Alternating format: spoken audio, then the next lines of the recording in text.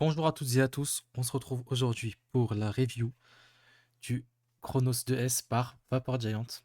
Donc on le reçoit dans une boîte comme ça, une boîte toute noire. Alors celui-là c'est le DLC, normalement la boîte pour le normal non DLC elle est en gris. Donc après ouverture on se retrouve avec un petit film protecteur en mousse. On a directement l'ATO, voilà, on le reçoit exactement comme ça. Ensuite on a un petit tank en Pyrex de rechange que je vais monter avec vous. Et on a aussi un petit drip tip qu'il est assez dur à enlever. Voilà, on a un petit drip tip tout simplement. Donc, après avoir enlevé cette petite protection, on se retrouve avec un sachet de spare. C'est assez complet, hein. On a plein de joints, on a deux vis pour le plateau tout simplement. On a une pièce en métal ici qui va nous servir à ouvrir le tank et le changer. Et on a un petit coil. Alors pour le coil, il n'y a pas écrit dessus c'est du combien. De toute façon, on va l'essayer. Je vais essayer avec le coil d'origine, hein. Donc en dessous, on a un petit ressort. Alors le ressort, ça sera pour le système de top cap, qui est un top cap à ressort. Donc c'est comme une sécurité enfant sur les bouteilles. On a ensuite un guide tout simplement, avec toutes les étapes pour monter la taux. Voilà, il est en plusieurs langues. Voilà, là on a tout expliqué pour monter le tank. Voilà. Donc on va remettre ça là et on va s'occuper du tank.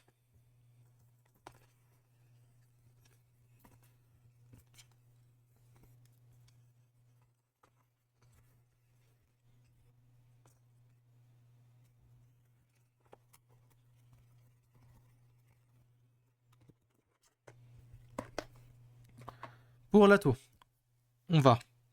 Alors pour le top cap, pour l'ouvrir, c'est simple. Il faut appuyer, comme vous pouvez voir. C'est sur ressort. Donc si j'appuie, il y a un bruit. Ça se pousse à l'intérieur. Donc si je tourne, comme vous pouvez le voir, ça tourne. Ça tourne, ça ne ouvre pas le top cap. Par contre, il faut que si j'appuie, ça va attraper un cran. Et ça va faire tourner le top cap pour ouvrir la taux. Tout simplement. Donc ce top cap, on nous donne avec un drip tip Vapor Giant. Que je trouve vraiment pas mal, moi, pour ma part. J'espère que ça va vous faire le focus. Voilà. Petit drip assez sympa. La partie en plastique se dévisse. J'espère que j'ai réussi à la dévisser parce que voilà, elle se dévisse tout simplement. C'est comme sur le Kaifun Prime. C'est un petit embout en plastique. Il couine pas mal, hein, le pas de vis, mais bon. On va maintenant procéder à désassemblement de la taux. Donc vous avez une petite bague en dessous qui vient fermer, s'ouvrir. C'est ça qui va nous libérer le poste. Quand on ouvre ça, on a un petit insert ici. On tire dessus tout simplement. On se retrouve avec le plateau. Un plateau classique, single coil. On a d'ailleurs, comme vous pouvez le voir ici, des petits trous pour mettre les pattes dedans. Comme ça, ils sortent pas quand on visse. Ça, c'est vraiment pas mal. Sinon, voilà, c'est un plateau assez simple. Ensuite, on a le tank. Alors, les petits trous que vous pouvez voir ici, ça, c'est des trous d'arrivée de liquide. Voilà, l'arrivée de liquide n'est pas réglable sur cet atomiseur. Ensuite, on a une bague d'airflow. Alors quand je l'ai reçu, franchement, ça bougeait assez vite, ça grippe pas, c'est une bonne bague. Avec du liquide, ça grippe encore moins, j'aurais jamais de problème. Donc, comme vous pouvez le voir, par contre, on a deux points blancs. Sur la version SS, ça sera pareil. Ces points, ils nous permettent de voir où se trouvent les points d'air. Pourquoi? Car de l'autre côté, on a deux trous d'air plus petits pour du MTL. J'essaie de vous les montrer. Voilà. Vous voyez les deux petits trous là, c'est pour du MTL. Et vu qu'ils sont très petits, on n'arrive pas à distinguer les trous d'airflow. Donc pour les positionner, vous allez simplement aligner les trous avec les deux petits trous gris au-dessus. Voilà. Donc cette bague, vous l'enlevez, vous verrez que ça C'est un atomiseur avec un seul côté d'airflow tout simplement. Voilà. On va la remettre. Pour le tank, on va se munir de la petite pièce fournie avec la pièce en métal. Eux, ils vous recommandent de la tourner avec une pince. Je vais le faire avec ma main. C'est simplement de gripper le lato et tourner. J'espère que je vais réussir, sinon on va devoir sortir une pince.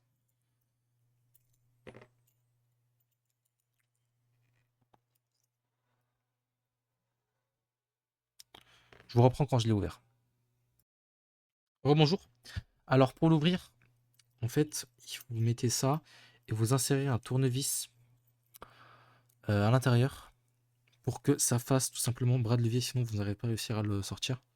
Donc ensuite vous dévissez tout simplement la chambre. Donc on se retrouve avec une chambre, une cheminée tout simplement. Elle est assez fine, hein, donc ça annonce de bonnes saveurs je pense. Voilà. À l'intérieur, on a la petite pièce en métal Vapor Giant. Un tank avec un joint. On va tout simplement venir lisser dessus. Et on a le deuxième tank qui va venir à sa place. Vous enlevez celui-là. Vous mettez le deuxième. C'est la même chose les deux côtés, hein, donc vous n'avez pas à vous soucier de quel sens le mettre. Vous le tournez. Il y a un joint ici. Et ça doit être bon. On n'a plus de problème. On a un autre tank. Donc on remet la cheminée. Je vais mettre un peu de liquide dessus pour pas que ça nous grippe si on souhaite le réouvrir. On a des joints assez bons, hein. Ils ne sont pas trop durs, ça va. C'est pas le Corona. Mais dans le doute, je mets quand même un peu de liquide. Voilà. Donc pour le resserrer, la même chose. On vient remettre la pièce dedans, si vous voulez. Si on peut le faire à la main, mais vaut mieux bien le serrer, pas trop non plus. Ensuite, on va remettre la bague d'airflow. Donc juste un petit clip, c'est bon. Comme je vous ai dit, elle est assez simple à mettre. Moi, je vais remettre le drip tip d'origine. Je vais vous montrer le drip tip fourni avec. Alors, ça nous donne un petit style, hein. Ça a son style, ça a son charme. Moi, je j'aime pas trop, je préfère l'autre. Je vais remettre l'autre. Donc ensuite, place au montage. Donc on va ranger tout ça. Et on va venir nous prendre une petite box pour monter cet ato. Je vais prendre l'I6.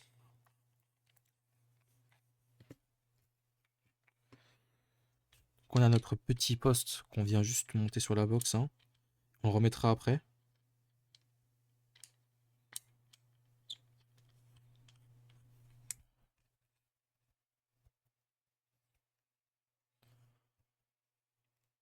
Je sens qu'il va être un peu galère à dévisser, donc je vais pas le visser totalement.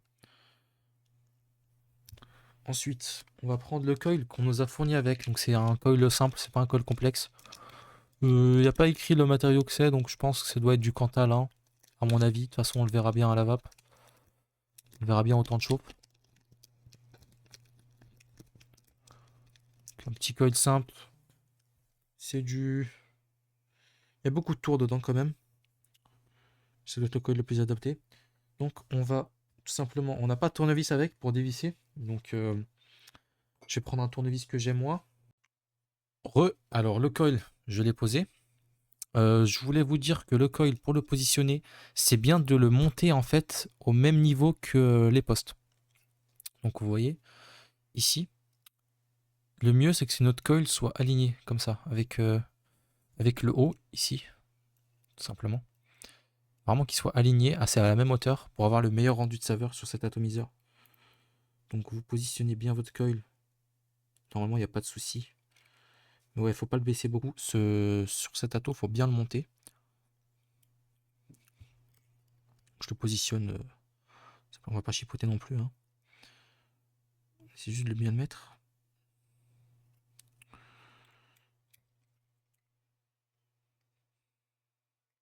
Donc le coil qu'on fournit avec, il n'est pas de qualité incroyable. Je préfère vous le dire. Donc là, j'ai Samli 1 ohm. On va le roder. Je pense pas que c'est du 1 ohm, hein. Ça doit être rodé en début de rodage, tout ça.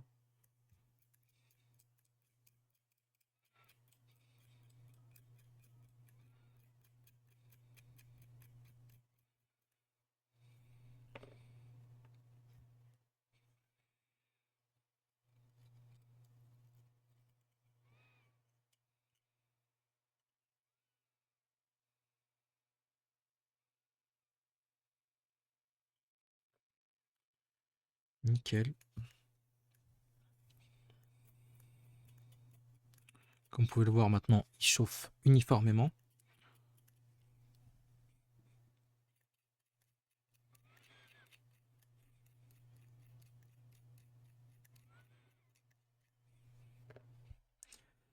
Ok. Ça m'étonnerait pas que ça soit du SS, parce que la résistance a tendance à bien changer quand même. En tout cas, si vous voulez un conseil, c'est tout simplement de ne pas utiliser le coil d'origine fourni avec. Mettez-vous un petit fuset de Clapton là-dessus, ça passera nickel. Donc on va recotonner ça avec un petit puff. Commencez à avoir l'habitude maintenant.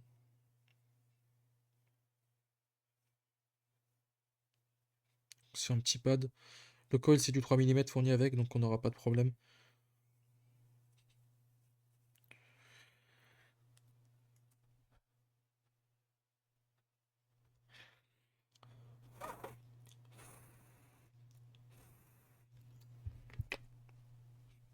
N'oubliez pas de le refroidir le coil. J'ai déjà cramé du coton comme ça. Donc laissez-le bien refroidir. Alors niveau cotonnage, j'ai entendu beaucoup de gens dire qu'il est tricky à cotonner cet atomiseur. En réalité, c'est... il faut prévoir pas beaucoup de longueur, mais je dirais pas trop peu non plus. C'est un truc à avoir. Alors, tout simplement, le cotonnage. Il faut que le coton il soit posé dans les rigoles, ici, et qu'il soit plat sur ce côté, donc ici, dans cette partie avant, il faut qu'il soit plat, donc plaqué à l'intérieur. Et ici, on le laisse tout simplement flotter. Okay, car la zone à l'avant, c'est là où va se poser les arrivées de liquide. Donc, on essaye de l'effilocher à cet endroit-là, qu'il n'en ait pas beaucoup, et de le laisser au début à la sortie du coil. Je vais cotonner tout ça. Juste le poser à l'intérieur. On ne le tasse pas, bien sûr. Donc, comme vous pouvez le voir, j'ai posé. Et là, sur le bout, vous voyez qu'il est bien juste posé. Il n'y a pas de bout qui sorte. C'est important. Comme je vous l'ai dit il y a 3 secondes. De l'autre côté, on fait pareil. On effiloche un peu, histoire d'avoir un bon wicking.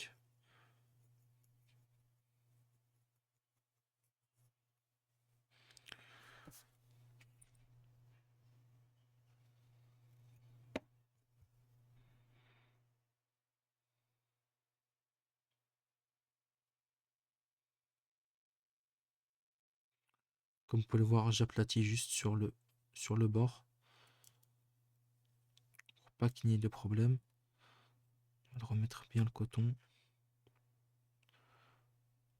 Tout simplement, tac. Ici, on l'aplatit bien sans le tasser. On le pousse un petit peu seulement. Si vous galérez un peu le cotonner, petit conseil de mettre du liquide de ma part sur le coton. Il y aura moins de problèmes, ce sera plus facile. Alors, c'est pas très compliqué non plus à cotonner. Je comprends pas beaucoup le choix du deck en Velocity comme ça. Surtout qu'on a plus beaucoup de decks sur le marché actuellement. C'est assez vieux ça. C'est un deck qui a fait ses preuves, mais voilà, on pourrait innover. Lato n'est pas tout jeune non plus, hein, mais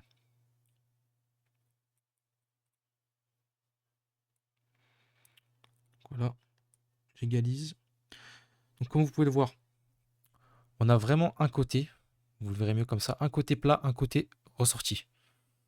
Vraiment, c'est ça qu'il faut avoir sur cet atomiseur pour qu'il wick bien, sinon vous aurez des fuites tout simplement.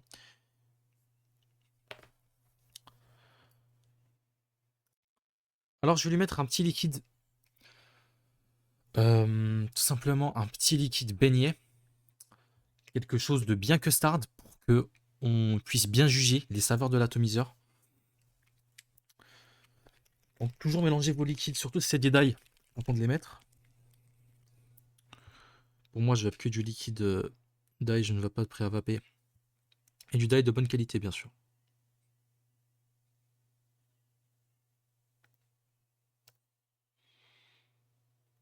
On l'imbibe tout simplement. Vous pouvez bien l'imbiber, hein, c'est... On le rôde maintenant. Alors, je vais me mettre à 20 watts. Voir que c'est assez réactif, donc c'est bien 1,3 ohm le coil. Hein. C'est pas pour me déplaire, comme je vous l'ai dit, je suis sur du RDL.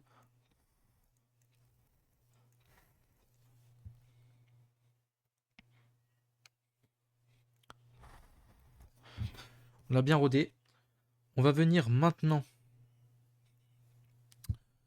Alors, on peut pas direct le mettre sur le tank, c'est ça le problème. Il va falloir le dévisser tout en faisant attention à ne pas toucher le coton pour le tordre. J'ai déjà eu un auto comme ça, c'est vrai que c'est assez chiant comme système. C'est le même que sur l'Aromamizer Supreme V3.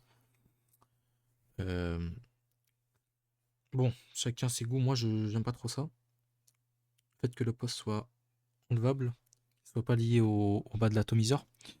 Donc vous allez l'insérer en faisant attention à bien coller cette partie plate, la partie avant avec une fente au milieu, vous pouvez le voir. Ça, il faut que ça aille dans la partie ici. Alors, je vais essayer de vous la montrer. Vous voyez qu'il y a une petite fente noire sur le top cap. Ça va se mettre dedans. Vous voyez les deux trous d'arrivée de liquide. On fait correspondre ça.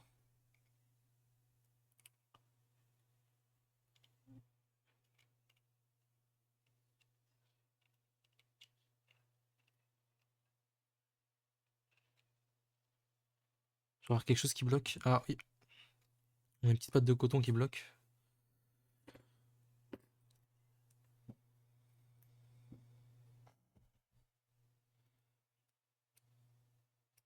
Voilà, on a réglé ça. Faites gaffe aux pattes de coil sur cet ato, bien les couper à ras, car c'est que tout simplement, la, la, la cloche est assez petite en fait. La chambre d'atomisation est assez petite, donc un petit morceau et ou ça sera de l'atomiseur short ou il va juste pas se visser en fait. Donc on met le truc et on resserre la bague en dessous. On va remplir, je vais pas le remplir totalement. Il y aura peut-être des fuites. Parce que oui, il est assez capricieux, on dit. Bon, moi je trouve pas qu'il est extrêmement capricieux, hein, comme, comme on stipule. Mais on sait jamais. Donc ce tank que j'ai mis là, il prend 4,5 ml si je me trompe pas. Donc c'est bien le 2S que j'ai moi. Il y a le 2M et le 2L, respectivement en 25 et en 30 mm de diamètre. Celui-là c'est du 23 mm. Le 23 ça passe généralement sur plus de box high-end, donc je préfère les mettre ça vu que c'est le genre de box que j'ai. Donc on revise tout simplement le top cap en appuyant. Pour bien le serrer, il faut bien appuyer pour que la sécurité enfant s'enlève. Oui, le ressort. On va ouvrir tout simplement les airflows. On commence par du 4. On pose ça sur la petite SX. Alors, pour moi, franchement, niveau gold, je le trouve magnifique cet atomiseur. Il est très beau. Avec la cage noire de métal, il est encore plus beau. Mais je voulais vous montrer celle-ci. Car ce que je la trouve un peu plus épurée, ça va mieux aller avec certains atos. Parce que généralement, les atos DLC comme ça, il faut une box DLC pour avec. Donc moi, je trouve que ça fait un assez beau combo. Dites, vous en penserez quoi? Voilà. Alors, on a 4 airflows d'allumés. On se retrouve en plan large pour les saveurs. Rebonjour, alors on se retrouve pour les saveurs du Chronos 2S. Alors, il y a beaucoup de choses à dire.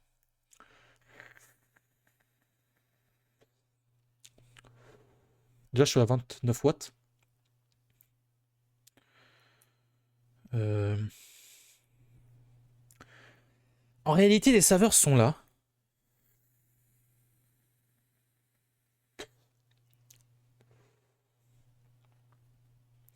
Comment dire?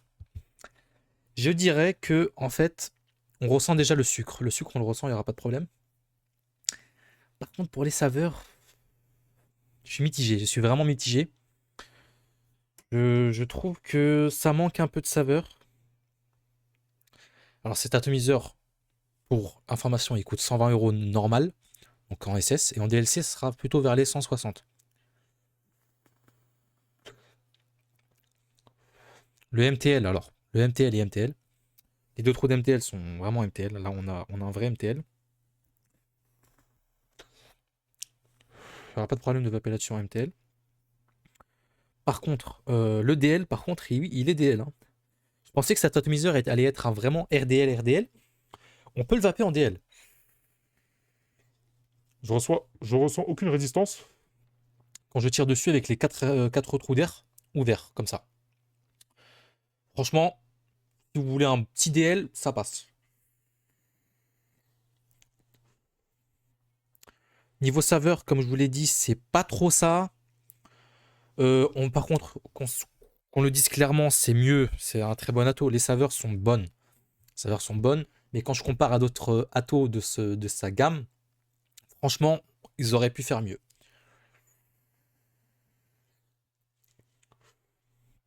Comme je vous ai dit, on ressent pas trop la profondeur des saveurs. Vraiment, on a un rendu brut. Ce que je pourrais dire, c'est qu'on a un rendu brut.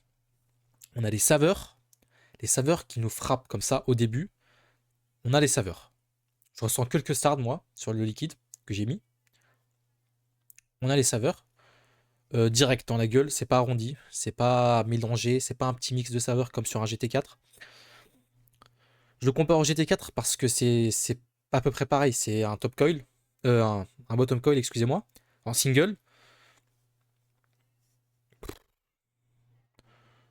Voilà, cet atto, franchement, vous pouvez le prendre si vous souhaitez un atto qui fait MTL, RDL et DL. Il les fait tous.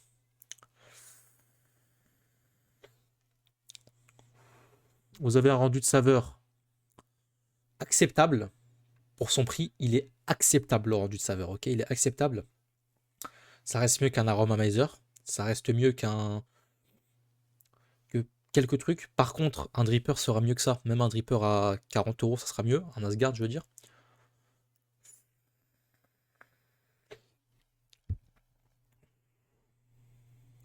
Je suis un peu déçu parce que je pensais on allait ressentir mieux les saveurs. Je vais quand même le vaper un petit peu. Peut-être que c'est au début. Parce que je viens de l'ouvrir, je viens de le déballer. Je ne l'avais pas goûté avant. C'est mes premières impressions.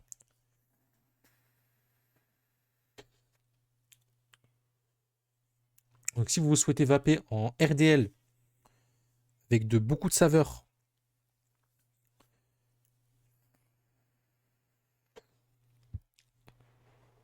ouais, je vous conseillerais plutôt de vous tourner vers un GT4. Franchement, ouais, un GT4. Tournez-vous vers un GT4, ça sera mieux. Sinon, bah, si votre budget il est de 100 euros et pas 160, ça reste un bon atomiseur. Ça reste un très bon atomiseur. Niveau qualité de fabrication, il n'y a rien à redire. Là, je suis vraiment, je tiens à appuyer ce point. Il est très bien construit. Les matériaux sont de bonne qualité. Les joints tiennent. Les joints ne sont pas durs. Tout bouge bien. Il est nickel cet atomiseur. En plus, j'ai la version DLC. Généralement, les DLC ils sont plus ardus. Vous voyez, ils bougent moins bien. Là, tout est nickel. Donc, sur l'essai, ça sera encore mieux. Il bouffe pas énormément de liquide, franchement.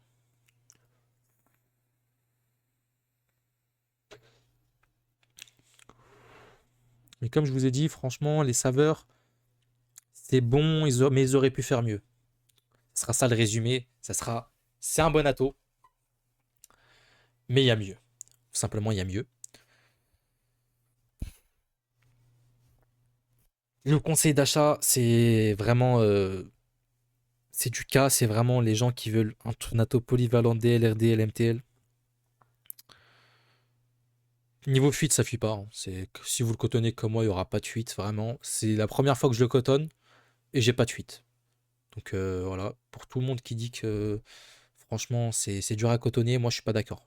C'est simple à cotonner, on a juste à mettre plus d'un côté que de l'autre et ça ne fuira pas.